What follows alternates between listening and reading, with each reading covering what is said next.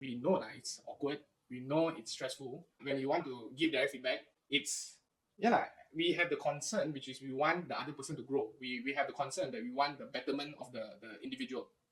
We understand how to say it doesn't feel good. But as Proverbs 21 also says, that better is open rebuke than hidden love. Faithful are the wounds of a friend, profuse are the kisses of an enemy. Verse 5 to 6. Yeah. So, as you can see from Proverbs, and also I can see that it's not easy to be told that you're wrong. And I understand from the other end, it's also uncomfortable and it's awkward.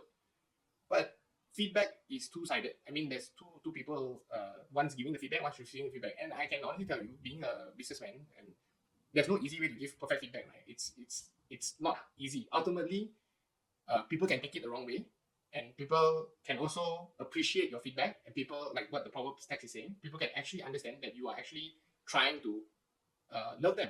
But if you understand in hindsight, that is what it took for you to understand what you need to do to improve. Wouldn't any one of us want that kind of friend or that kind of father that tells you?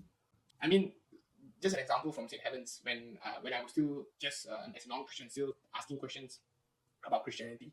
I was asking questions about, well, is it wrong to purchase luxury cars or items? But the person just straight up told me, the real problem is sin, as in where your heart is. The real problem is you, whether you really worship God or do I worship myself.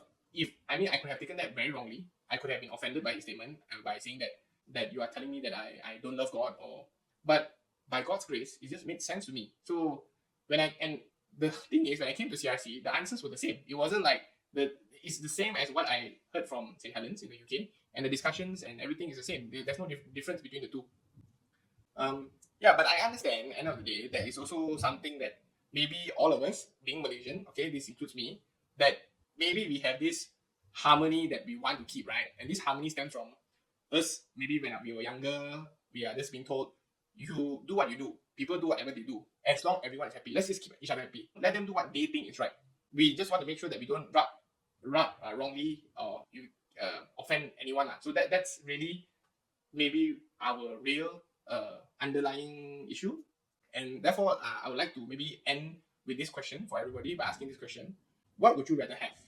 A church that is ambitious for God, not just CRC, but any church that wants to love Him and therefore wants more for God, wants the people to understand Him, know Him, and serve Him, and therefore give their whole life to Him? Or do you want to be just left alone to do whatever you want in life, never being told that you were wrong, but everyone is at peace?